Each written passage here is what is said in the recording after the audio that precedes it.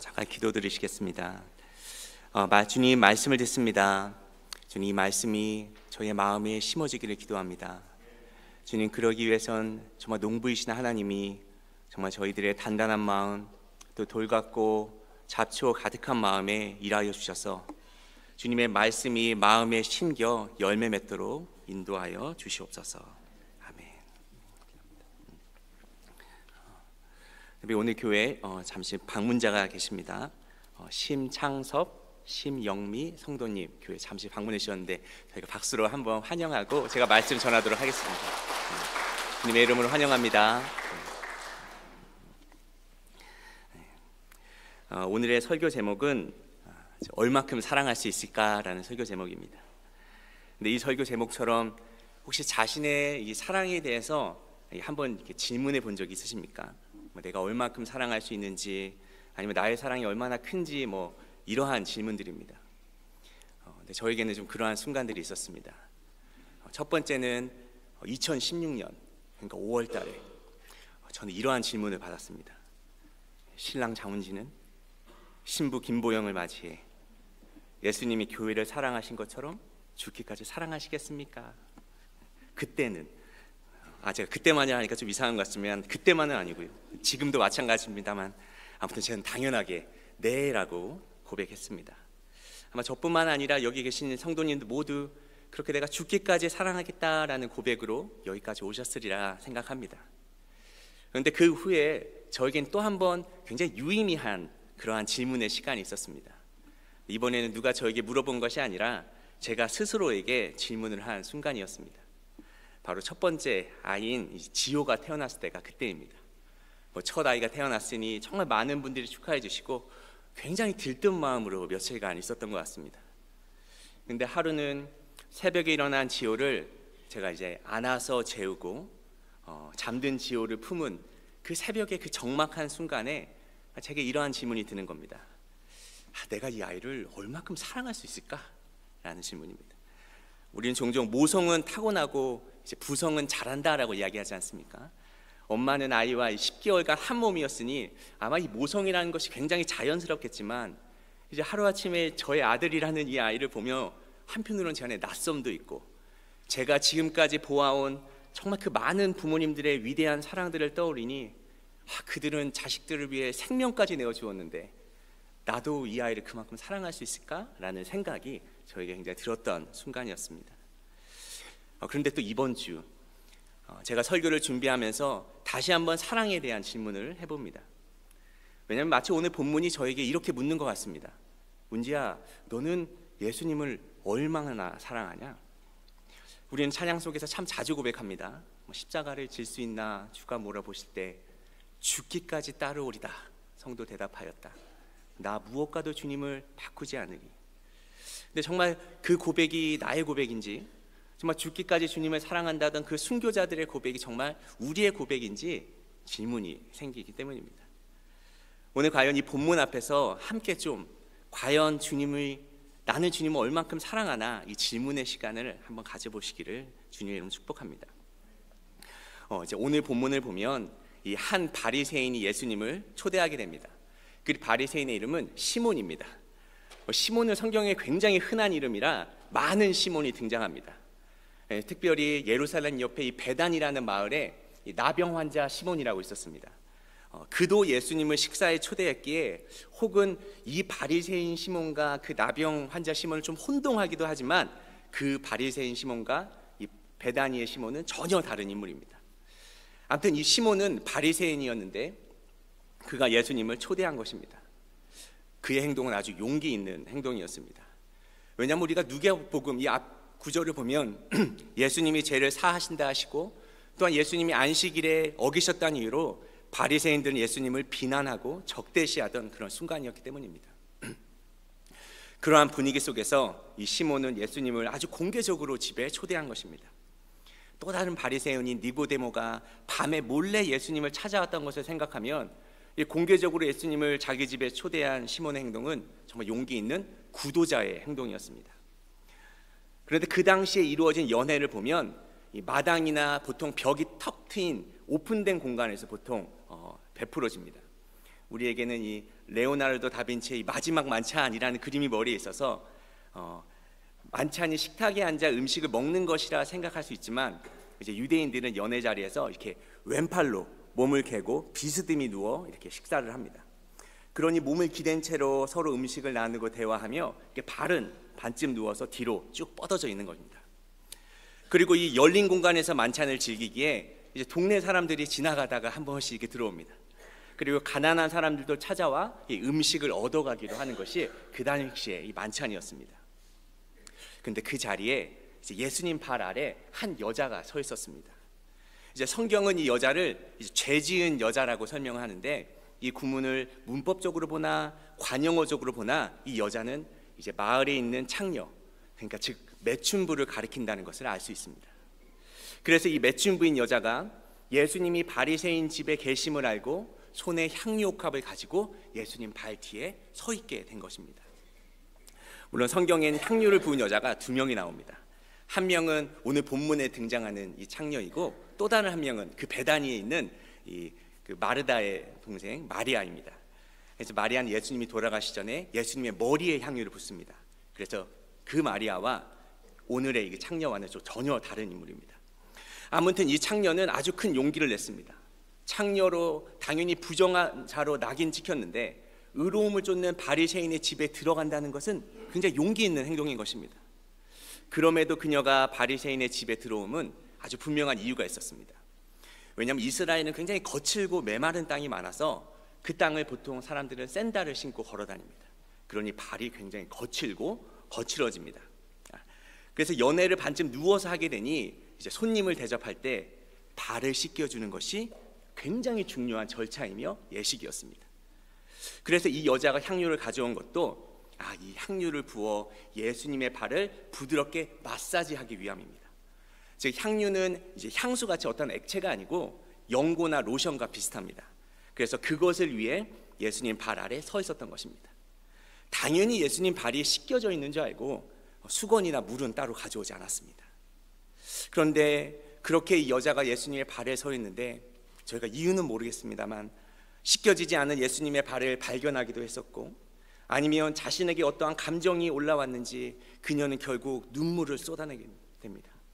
근데 이 눈물을 쏟아내는 장면을 영어 성경은 아주 멋지게 번역하고 있는데, 이제 raining, 비 오듯이 쏟아졌다라고 표현합니다. 그러니까 시몬이 씻기지 않았던 그 예수님의 발이 흠뻑 젖은 만큼 이 여자는 예수님의 발 앞에서 눈물을 쏟아냈습니다. 그리고는 자신의 머리털을 풀어 예수님의 발을 닦고 그 발을 계속 입맞추며 향유를 부은 것입니다. 이러한 여자의 행동은 한편으로는 아주 헌신되고 고귀한 행동 같지만 당시 문화에서는 굉장히 충격적인 사건입니다. 왜 충격적이냐면, 첫 번째로 여자가 머리를 공적인 자리에서 푸는 행위는 굉장히 음란한 노출로 간주되었기 때문입니다. 우리가 같은 문화권인 이 중동에서 이슬람이 탄생했지 않습니까? 근데 이슬람 여자들을 보면 보통 히잡이나 차도르 이런 걸 씁니다. 머리카락을 타인에게 노출하지 않는 이유는 머리카락에는 굉장히 성적인 의미가 담겨져 있기 때문입니다. 그래서 지금도 이제 예후디라고 하는 전통 유대인들을 보면 여자들은 어김없이 머리에 스카프를 두르고 있습니다. 그렇게 여인이 공적인 자리에서 머리를 풀어헤친 거, 굉장히 문제가 될 수 있는 행동이었습니다. 그리고 이 여자가 또한 향유를 부었다는 것, 이것도 굉장히 충격적인 일입니다. 왜냐하면 여자가 향유를 가진 이유는 보통 두 가지입니다. 첫 번째는 결혼을 하기 위한 혼수로 이 향유옥합을 가지고 있는 것입니다. 이 향유옥합은 한 300데나리온, 그러니까 딱 1년 연봉입니다. 굉장히 비싼 값어치인 겁니다. 그래서 이게 혼수의 역할을 했습니다. 그리고 또 여인이 이 향유옥합을 가지고 있는 경위가 있는데, 바로 창녀가 가지고 있는 겁니다. 이 당시는 매일매일 샤워를 할 수도 없고, 우리 중동의 그 습하고 더운 날씨를 생각해 보면 이 사람에게서 나는 냄새가 저희가 생각하는 그 이상의 냄새라고 생각할 수 있을 것 같습니다. 그렇기 때문에 이 창녀들은 이 향유옥합, 그러니까 석회로 만든 이 플라스크 안에 이 작은 구멍을 내서 이 향기로운 냄새를 나게 합니다. 그러니까 창녀인 그녀에게 이것은 아주 중요한 생업 도구인 것입니다. 그런데 이 향유를 쏟아붓기 위해선 이 향유의 옥합에 목을 부러뜨려야 합니다. 그리고 한번 부러뜨린 옥합은 다시 쓸 수 없습니다. 즉 이 여인은 자신의 1년 연봉이고 어쩌면 삶의 가장 중요한 이 생업도구, 이제 그 자본을 깨트려 주님의 발에 쏟아부은 것입니다. 그 가치를 아는 사람들은 아마 깜짝 놀랄 장면입니다. 그런데 무엇보다 사람들을 놀라게 한 장면은 예수님의 발을 만진 이 여자가 창녀였다는 것입니다. 유대인들은 정결법을 따릅니다. 그러니까 우리가 더러운 것을 만지며 오염되기에 손을 씻어야 하는 것처럼 유대인들도 부정한 것을 만지거나 부정한 것에 닿으면 자신도 부정하게 오염된다라고 생각하는 것입니다. 그렇기에 이 창녀가 예수님의 발을 만지고 발에 키스한다는 것, 그건 사람들이 생각할 때 예수님이 오염된다라고 생각하는 것입니다. 얼마나 충격적이었으면 오늘 본문에서 바리새인 시몬은 이렇게 생각합니다.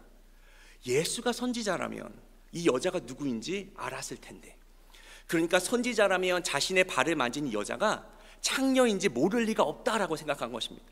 근데 그런데도 예수님이 가만히 있으니 이 예수님은 이 여자가 창녀인 것을 모르시는구나, 그러니까 예수가 선지자가 아니구나 라고 결론을 내리는 것입니다. 그만큼 부정한 사람이 하나님의 사람의 발을 만진다는 것, 그것을 용납할 수 없는 것을 그것을 예수님이 용납하신다는 것을 시몬으로는 이해할 수가 없었습니다. 그런데 바로 그때 시몬의 마음을 아시는 예수님이 이렇게 말씀하십니다. 시몬아, 내게 이를 말이 있다. 빚지는 사람에게 빚진 자가 2명이 있는데 하나는 500데나리온을 또 하나는 50데나리온을 빚졌는데 둘 다 갚을 것이 없으므로 탕감하여 주었거늘 둘 중에 누가 그를 더 사랑하겠느냐? 시몬이 대답합니다. 더 많이 탕감받은 자입니다. 예수님이 시몬에게 하신 이 비유를 통하여 우리는 아주 중요한 사실을 알게 됩니다. 이게 바로 오늘의 첫 번째 메시지인데, 바로 우리 모두는 예수님께 빚진 자라는 것입니다. 인간의 삶에서 이제 큰 복은 아마 연수를 누리다 평안하게 죽는 것, 이게 굉장히 큰 복이라고 이야기합니다. 그래서 저희들은 이거를 천수를 누린다라고까지 표현합니다. 아내가 요즘 요양센터에서 일하게 되면서 참 그런 이야기를 자주 하게 됩니다. 좀 크게 아프지 않고 자녀들의 또 가족의 축복 속에서 참 평안히 생을 마감하는 것, 참 복된 죽음이구나라고 생각합니다. 그런데 안타까운 죽음도 있습니다. 갑작스러운 죽음입니다. 아니면 병마에 오래 시달려 어려움을 맞이하거나, 그래서 인간의 존엄이 점점 무너져 남은 가족에게도 깊은 상품을 남기는 그러한 죽음도 있습니다. 그런데 천수를 누리다 돌아가시거나 아니면 갑자기 죽음을 맞이하거나 변하지 않는 진리가 있습니다. 어떻게든 죽게 된다는 것입니다. 즉 사람마다 삶의 모양은 달라도 결국 죽음이라는 동일한 현실 앞에 모두 서게 된다는 것입니다. 바리새인은 시몬은 이 창녀를 죄인으로 생각했습니다. 왜냐하면 바리새인은 선한 사람이기 때문입니다. 우리가 바리새인을 비난하고 그들이 예수님을 십자가에 못 박겠다라고 부정적으로 생각하지만 그들은 굉장히 존경받는 사람들이었습니다. 하루에 3번 기도하는 건 당연하고 일주일에 2번, 월요일날 목요일날은 그들이 전체 금식하는 날입니다. 11조 그 이상으로 공적, 사적, 정기적 그러한 구제를 하는 자들이 바로 바리새인들이었던 겁니다. 근데 오늘 이 시몬은 다른 바리새인들과 또 달리 진리를 알기 위해서 예수님을 집으로 초대하고 그를 선지자 이상으로 생각하던 자 아닙니까? 그런데 이러한 시몬과 달리 그 여자는 낙인 찍힌 창녀였습니다. 솔직히 우리가 볼 때는 이 두 사람의 선함의 차이는 참 많아 보입니다. 그런데 오늘 예수님의 비유를 보면 41절에 이렇게 말씀하십니다. 빚진 자가 둘이 있어. 이 비유에서 금액의 차이는 있지만 빚진 자는 창녀 한 명이 아니라 이 바리새인도 빚진 자임을 말씀하십니다. 한 사람은 500데나리온, 다른 한 사람은 50데나리온에 빚을 졌습니다. 간단히 이야기하면 50데나리온 한 10,000불 빚졌고 500데나리온은 10만 불의 빚을 진 자라고 생각하면 될 것 같습니다. 그런데 이 빚의 많고 적고에 상관없이 우리가 정말 중요하게 봐야 되는 것은 42절입니다. 42절에 뭐라고 쓰여 있습니까? 둘 다 갚을 것이 없으므로. 즉 이 두 사람은 모두 그 빚을 갚을 능력이 없는 것입니다. 많이 빚졌든 적게 빚졌든 그 본질이 같은 것입니다. 그들 스스로에게는 빚을 해결할 방법이 없습니다. 이것이 바로 죄 앞에 선 죽음 앞에 서 있는 인간의 모습입니다. 천수를 누리며 평안히 죽듯 아니면 갑작스러운 죽음을 맞이하든 죄를 많이 지었든 아니면 죄를 적게 지었든 우리 모두는 이 죄의 빚에서 벗어날 수도 이 죄의 빚을 갚을 수도 없습니다. 그런데 이 빚진 자가 살아나는 그 회생의 방법이 본문에 적혀 있습니다. 회생의 방법은 바로 42절에 말씀하기를 갚을 것이 없으므로 둘 다 탕감하여 주었으니, 즉 빚을 탕감하여 준 자로 말미암아 그들이 자유롭게 된 것입니다. 그러면 제가 질문 하나 하겠습니다. 누군가가 탕감받으면 그 빚은 다 사라지는 것입니까? 그 10만 달러, 그 10,000달러, 그 돈은 다 어디로 가게 됩니까? 누구 하나 손해보는 사람 없이 그 빚이 다 공중으로 사라지게 됩니까? 근데 사실 그렇지 않습니다. 빚을 탕감해 준 자가 그 손해를 고스란히 감당하게 되는 구조입니다. 즉 이것이 빚을 탕감함에 대한 의미입니다. 우리의 죄가 크든 작든 인간 스스로는 그 빚을 해결할 방법이 없습니다. 왜냐하면 성경이 말씀하기는 죄의 삭은 사망인데, 죄의 결과로 우리는 죽음을 피할 수가 없기에 그 누구도 그것에서 피할 자가 없는 것입니다. 그런데 49절에 예수님이 아주 놀라운 말씀을 하십니다. 예수님이 여인에게 여인의 죄를 용서하신다라고 말씀하신 겁니다. 이 말이 얼마나 놀라웠으면 사람들이 깜짝 놀라서 이렇게 대묻습니다. 아니, 이 사람이 뭔데 죄를 사하여 줄 수 있나? 성도 여러분, 예수님이 도대체 어떤 분이시길래 우리 죄를 사하여 주실 수 있으십니까? 예수님이 우리의 죄를 용서하실 수 있는 이유는 그분만이 우리의 빚을 대신 감당할 수 있기 때문입니다. 구원자 예수님을 표현하는 여러 단어가 있는데 그 중에 하나가 영어로 Redeemer라는 단어입니다. 우리가 카드를 리듬할 때처럼 Redeemer라는 표현을 쓰는 겁니다. 즉 예수님이 우리의 죄값을 대신 치르시고 십자가에서 죽으십니다. 그가 죽으셨다는 것은 죄의 값인 그 사망, 그 죄값을 예수님이 십자가에서 대신 지불하셨음을 의미합니다. 시몬은 당연히 자신의 빚이 적다라고 생각할 수 있습니다. 50데나리온, 10,000불 정도? 그 정도쯤은 언제든 자신이 해결할 수 있다라고 생각할지 모릅니다. 그러나 시몬과 여인 스스로는 결코 갚을 수 없는 빚을 지고 있었습니다. 죄의 경중이 있을지 모르나 그 누구도 어떤 이도 죄의 문제를 스스로 해결할 자가 없는 것입니다. 인류의 역사를 통하여 정말 수많은 제사가 지내지고 수많은 위대한 인물들이 정말 많은 선행을 지어왔습니다. 그러나 그 누구도 죄의 문제에서 자유롭지 못했습니다. 죄에 눌려 빚이 있는 것입니다. 그러나 예수님만이 그 빚을 용서할 수 있으시고 예수님이 우리의 빚을 스스로 짊어지시어 십자가에 돌아가셨습니다. 이것이 바로 그가 우리에게 보여주신 사랑입니다. 그러므로 빚을 많이 졌든 적게 졌든 상관없이 우리 모두는 예수님께 그 사랑의 빚을 진 자들입니다. 그럼 이제 두 번째로 말씀드리고 싶은 것은, 그렇게 동일하게 우리는 그 사랑을 받았지만 솔직히 우리는 그 사랑에 좀 다르게 반응한다는 것입니다. 시몬도 이 여인도 예수님의 사랑을 받습니다. 그러나 그 사랑에 대한 반응은 매우 다릅니다. 왜 그들의 반응이 달랐을까요? 그것은 제가 세 번째 주제에서 말씀드리겠습니다. 근데 제가 두 번째 주제에서 하나 제가 질문해 보고 싶은 게 있습니다. 주님은 우리에게 그 사랑을 보이셨는데 주님은 우리가 그 사랑에 어떻게 반응하기 원하실까요? 우리가 받은 그 은혜에 어떻게 응답하시기를 예수님은 바라실까요? 오늘 본문 44절에는 좀 그 답을 알 수 있습니다. 왜냐하면 예수님이 시몬과 대화하시며 이제 여인을 바라보시며 시몬에게 이렇게 말씀하시는 겁니다. 내가 내 집에 들어올 때 내 발을 씻을 물도 너는 주지 아니하였고, 근데 이 여자는 눈물로 내 발을 적시고 머리를 털어 닦았으며 너는 내게 입 맞추지 아니하였으며 아대 그녀는 내가 들어올 때부터 내 발에 입 맞추기를 그치지 아니하였느냐.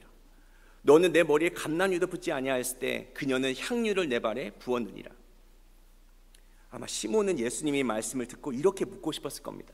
주님, 그러면 주님은 제가 이 여자처럼 눈물로 발을 적시고 입 맞추고 이 향유를 붓듯이 또한 제가 모든 걸 주님께 드리기 원합니까?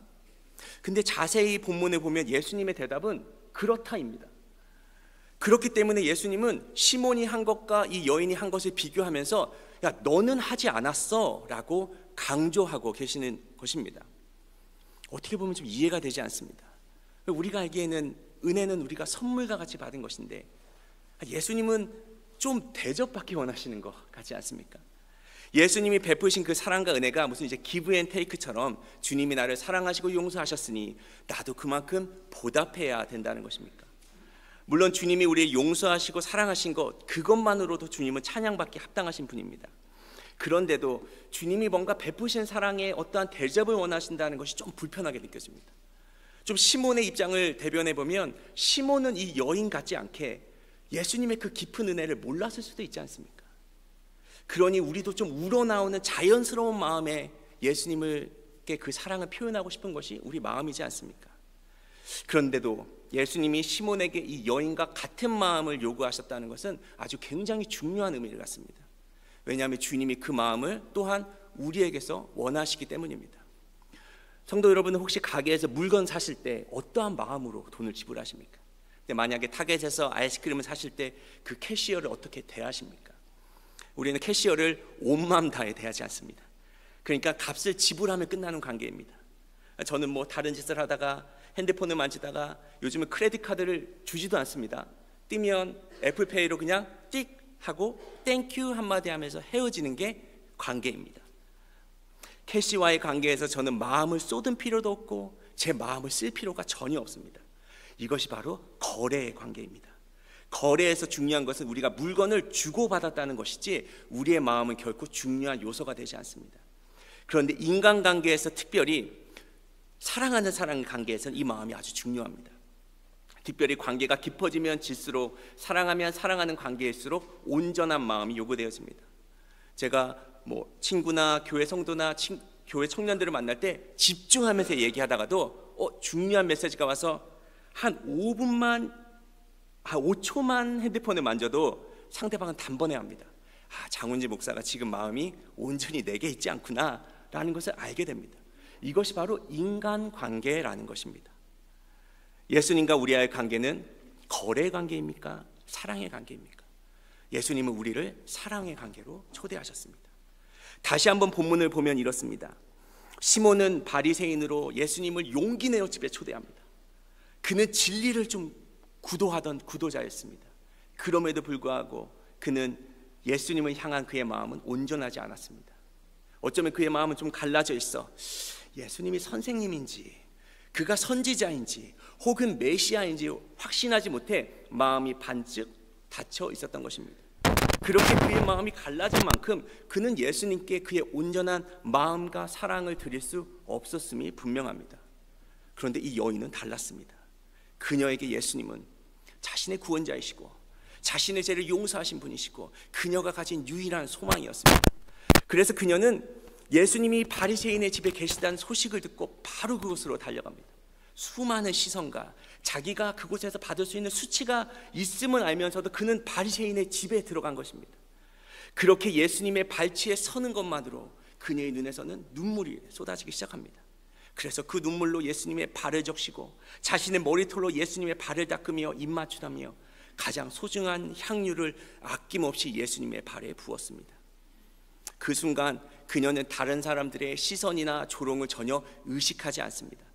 아마 의식조차 할 수 없었을 것입니다.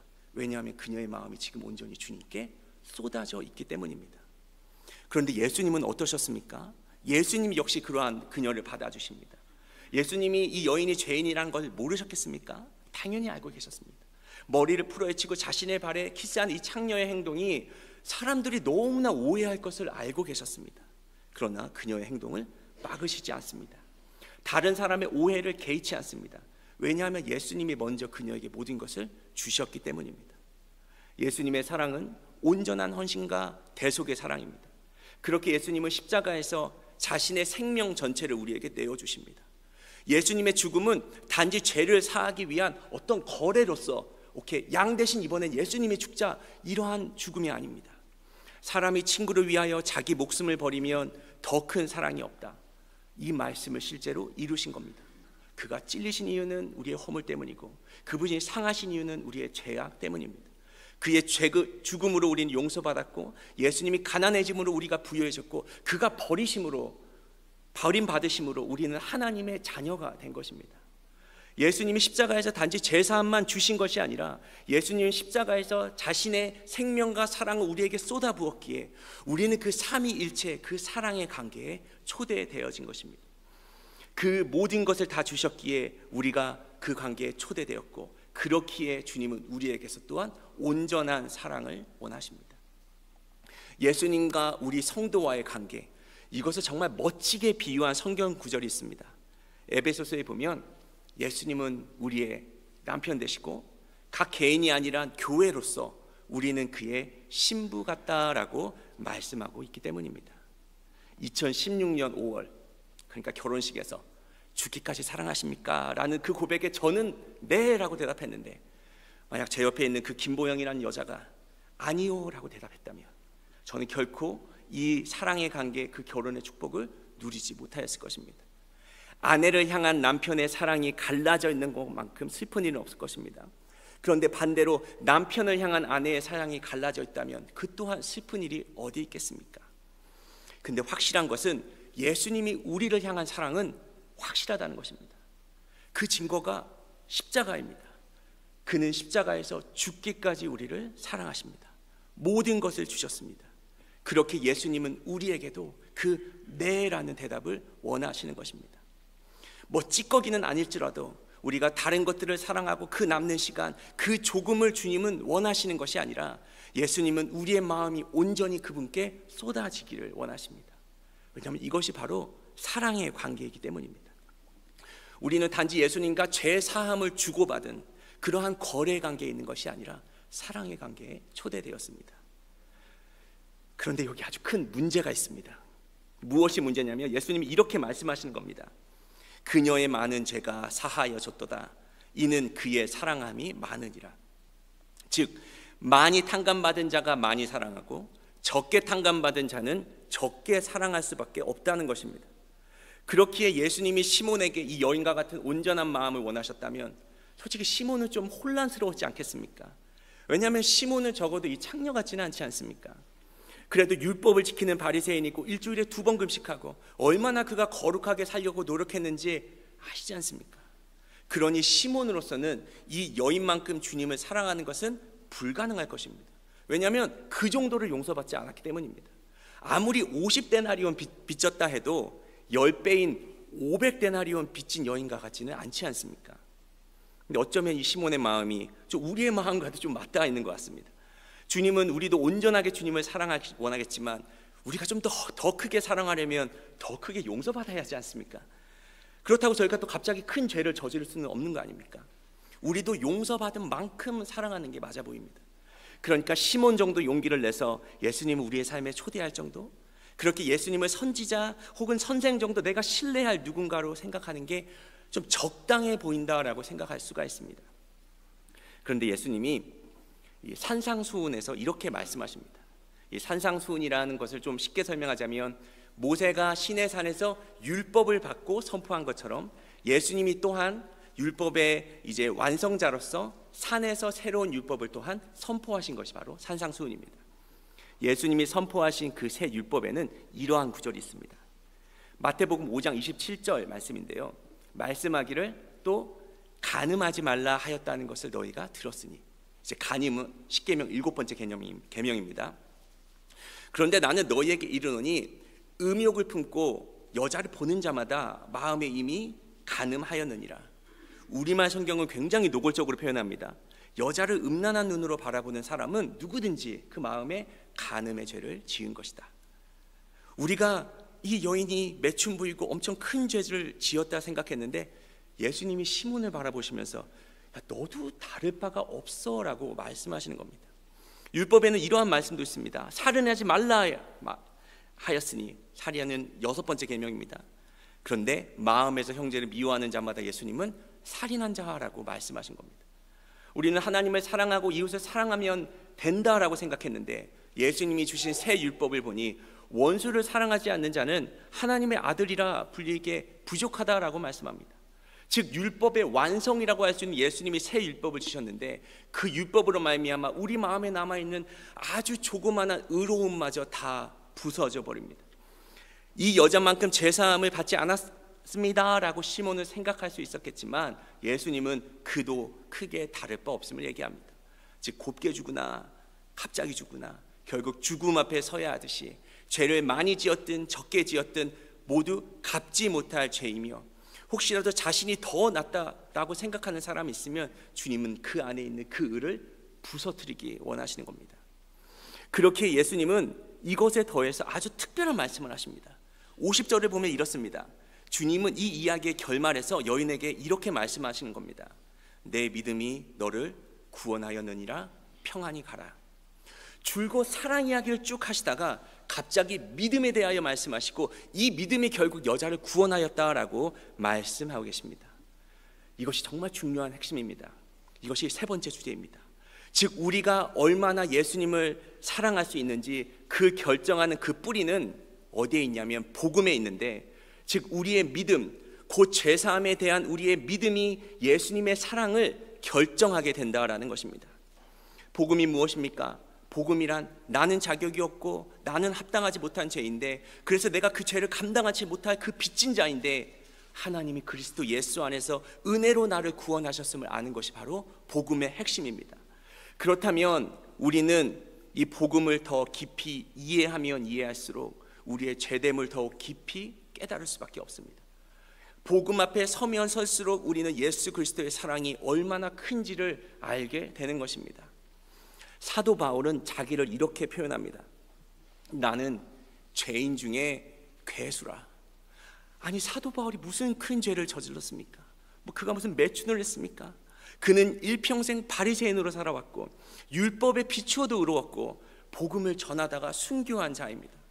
그런데 그런 그가 자기 자신을 바라볼 때 자신은 죄인 중에 괴수다라고 이야기합니다.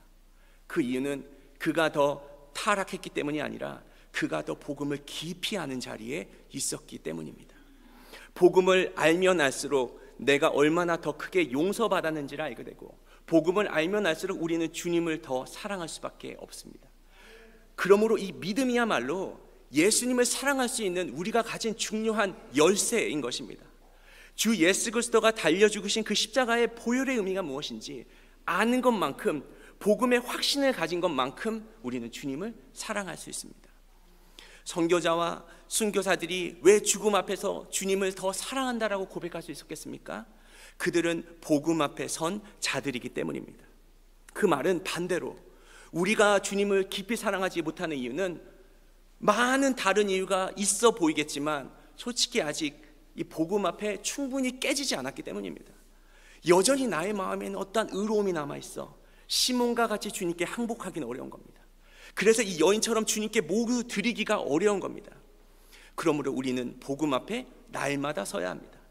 어쩌면 매주 같은 메시지, 이 예수님이 십자가에 죽은 메시지, 이 메시지를 우리가 듣고 또 들어야 하는 이유는 내 마음에 시의 교만이라는 것이 자리 잡아 우리는 주님을 더 사랑하기 어려운 자가 되어버리기 때문입니다.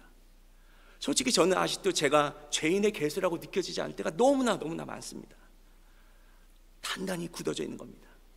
그러나 우리가 복음 앞에 설 때 성령 하나님이 우리의 삶에 일하십니다. 우리 마음 가운데 굳은 살이 붙고 주님께 드리지 못했던 그 마음들, 내가 나의 의로움에 만족했던 그 마음을 주님께서는 깨트리십니다. 그래서 주님은 오늘 말씀하시는 겁니다. 내 믿음이 너를 구원하였느니라, 평안히 가라. 성도 여러분은 보혈의 능력을 얼마나 붙잡고 계십니까? 혹시 도토리 키재기 아십니까? 예수님 보시기에는 이 시몬이나 이 창녀나 둘 다 빚진 자인데 그들 안에는 네가 잘났냐, 내가 잘났냐라는 자랑함이 있는 것입니다. 말씀을 마치기 원합니다. 제가 이렇게 메시지를 나누었지만 솔직히 저희의 연약함을 하나 더 나누자면, 이 메시지를 듣고 한편으로는 마음이 뜨거워지면서도 마음 한구석에는 이런 마음이 들게 됩니다. 야, 큰 죄도 죽을 죄고 작은 죄도 죽을 죄고 내가 죄 안 짓는 것도 불가능한데 뭘 그렇게 거룩하게 살려고 노력해야 되냐, 이런 마음이 어쩔 수 없이 드는 것이 또 우리의 마음이지 않습니까? 우리의 연약함입니다. 그렇게 우리는 다시 이 본문 속의 여인을 보았으면 좋겠습니다. 이 여인은 마을에 있는 매춘부였습니다. 그 말은 마을의 사람들이 이 여인을 바라볼 때 딱 두 시선으로 바라봤을 겁니다. 하나의 시선은 정죄함입니다. 아, 죄인, 정말 이 여자 같지 않아 다행이다, 그렇게 생각했을 겁니다. 또 하나의 시선은 무엇입니까? 음란함입니다. 어떤 사람들은 이 여자를 바라보며 성욕의 대상으로 음란함으로 바라봤을 겁니다. 그런데 예수님만이 이 여자를 다른 시각으로 바라보고 계십니다. 정죄가 아니고 음란함이 아니고 용서가 필요하고 죄에서 자유함이 필요한 그러한 연약하고 불쌍한 자로 바라보고 있는 것입니다. 여자를 음란하게 바라만 보아도 간음한 것이고 미워만 해도 살인하는 것이 새 율법이라면 누가 그 율법을 성취할 수 있겠습니까? 저는 예수님의 마음을 가진 자만이 이 새 율법을 성취할 수 있다라고 믿습니다. 예수님이 이 여인을 긍휼함으로 바라보았듯이 우리 또한 긍휼함으로 바라보는 것, 그것이 우리가 예수님을 닮아가는 것이고 죄와 싸울 수 있는 유일한 방법이 됩니다. 내가 나를 스스로 채찍질하여 미운 생각 안 하려고 얼마나 노력하고 음란한 생각 안 하려고 얼마나 노력하지만 그 작은 자극에도 얼마나 내가 나의 생각들을 통제할 수 없는 사람이라는 것을 우리는 얼마나 잘 압니까? 그러나 우리가 예수님의 마음을 따라갈 때는 새로운 삶이 가능합니다. 이것이 바로 우리가 죄와 싸워 하나님을 기쁘시게 하는 삶인 것입니다. 그렇게 하루하루 예수님을 닮아가는 것, 매 순간 내가 나를 의지하지 않고 주님을 의지하고 그를 더 사랑하고 주님의 은혜로 바라보아야 하는 것입니다.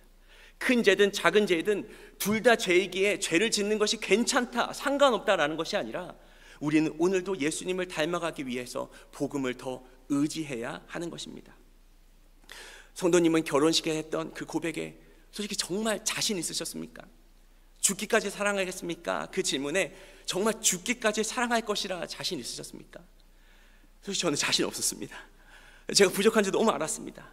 근데 그럼에도 제가 네라고 대답했던 것은 그것이 제가 할 수 있는 어떤 허풍이 아니라, 그래야만 제가 결혼할 수 있기 때문이 아니라, 그때는 그 새 신랑의 마음에, 그 새 신부의 마음에 사랑이 충만했기 때문입니다. 오늘 우리가 예수님의 그 충만한 사랑 앞에서 내 마음엔 두렵고 나는 못할 것 같지만 그래도 주님, 네, 주님 저도 주님을 죽기까지 사랑하겠습니다 라고 대답하시기를 축복합니다.